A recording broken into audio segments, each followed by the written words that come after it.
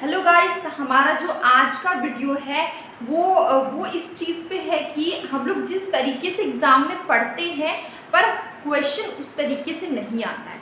Question किस किस type का आपके एग्ज़ाम में पूछा जाता है, ठीक है, हम लोग उसके बारे में बात करेंगे और उसका आंसर कैसे करना है। ठीक है, तो आज हमारा टॉपिक इस पे है क्योंकि ये टॉपिक हम लोग ने पढ़ा हुआ है लॉ ऑफ डिमांड। ठीक है, हम लोग ने लॉ ऑफ डिमांड पढ़ा, उसके लॉ ऑफ डिमांड के शेड्यूल देखे हम लोग ने, उसका कर्व देखा, ठीक है, उसके अजम्पशंस देखे, हम लोग ने इसे सीधा सीधा पढ़ा है। ठीक है, लेकिन एग्जाम में आपका क्वेश्चन किस तरीके से आएगा, उसका आंसर आपको किस तरीके से करना है। ठीक है, हम लोग ने लॉ ऑफ डिमांड देखा तो हम लोग ने लॉ ऑफ डिमांड की डेफिनेशंस, उसके अजम्पशंस, उसके शेड्यूल, उसका डायग्राम हम लोग ने सब कुछ किया। लेकिन अगर आपको क्वेश्चन में लॉ ऑफ डिमांड का डेफिनेशन और सिर्फ अजम्पशन पूछा जाए तो आप बस अजम्पशन ही लिखिए। अगर आपको लॉ ऑफ डिमांड का सिर्फ लॉ ऑफ डिमांड अगर 1 मार्क्स में पूछा जाए तो बस आप उसके बारे में एक लाइन का डेफिनेशन ही लिखिए।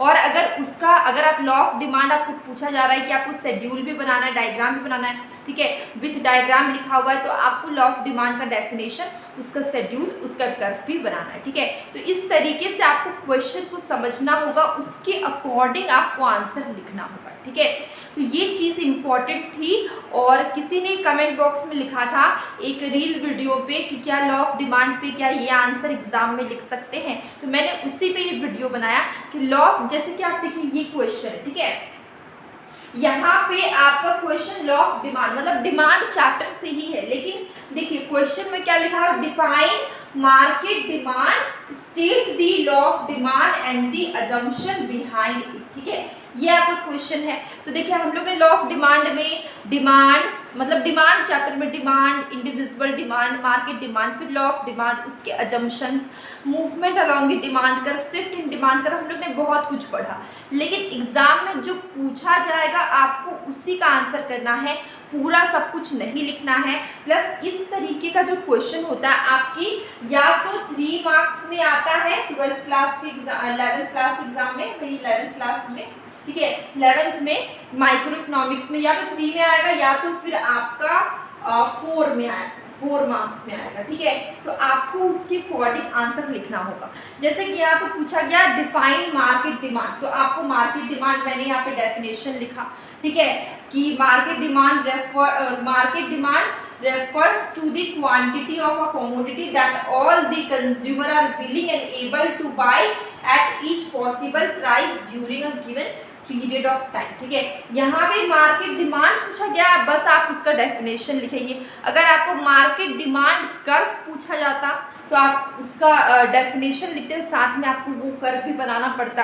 ठीक है, तो इस तरीके से आपको क्वेश्चन को समझना होगा। इसके बाद देखिए आपको इसके अलावा आपको पूछा गया लॉ ऑफ डिमांड, तो आप यहाँ पे मैंने लॉ ऑफ डिमांड इसके बारे में लिखा डेफिनेशन, ठीक है, साथ ही मैंने ये लिखा इसमें पूछा गया लॉ ऑफ डिमांड और उसके अजम्पशंस। ठीक है, लॉ ऑफ डिमांड के अजम्पशन से क्वेश्चन आए तो मैंने उसका अजम्पशन लिखा। तो आपको जो एग्जाम में पूछा जाए आपको वैसा ही आंसर करना है। ठीक है, हम लोग पढ़ते सब कुछ है लेकिन एग्जाम में जिस पॉइंट अजम्पशन पूछा गया तो अजम्पशन आपको करना है, विथ डायग्राम बोला गया तो आपको डायग्राम बनाना है, शेड्यूल बनाना है। इस तरीके से आपको क्वेश्चन को समझ के उसका आंसर करना है। ठीक है, इस तरीके के जो लॉन्ग क्वेश्चन होते हैं वो आपको 3 और 4 मार्क्स में पूछे जाते हैं।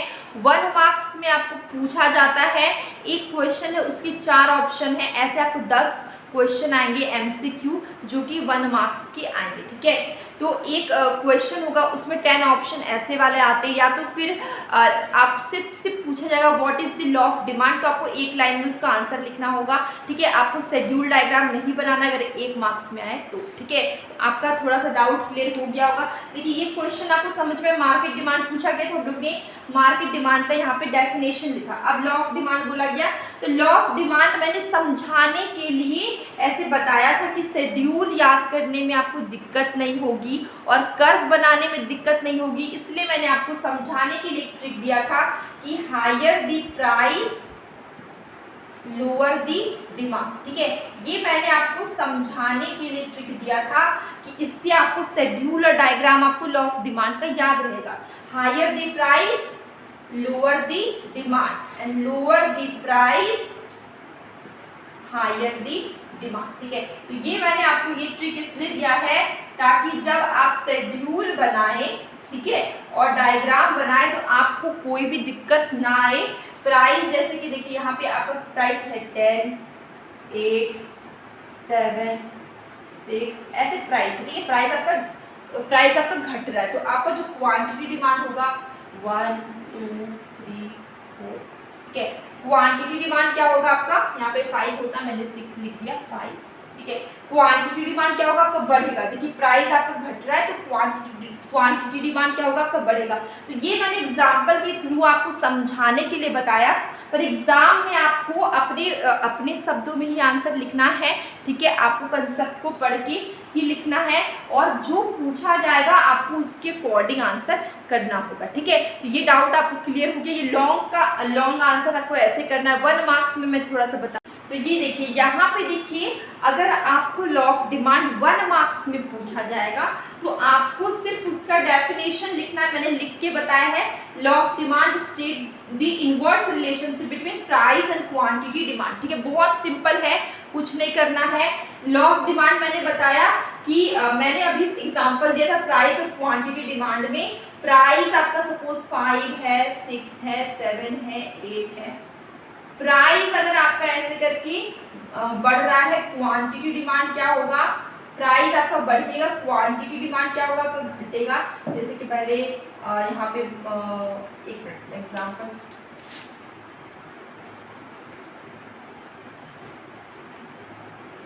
टेन, 9, 8, 7, 6, देखिए प्राइस आपका देखिए यहाँ पे क्या है, घट रहा है, क्वांटिटी डिमांड क्या होगा आपका बढ़ेगा, ठीक है। तो ये देखिए इसके बीच में कैसा रिलेशन है, इनवर्स रिलेशन है। डेफिनेशन आपको याद करने की जरूरत नहीं है, आपको इजीली याद रहेगा। यहाँ पे क्या लिखा, लॉ ऑफ डिमांड, ठीक है। क्वेश्चन में भी law of demand states that, ठीक है। यहाँ पे मैंने क्या बोला कि प्राइस और क्वांटिटी डिमांड के बीच में कैसा रिलेशन है, इनवर्स रिलेशन है। लोग देख पा रहे हैं, एक आपका घट रहा है तो दूसरा बढ़ रहा है, ठीक है।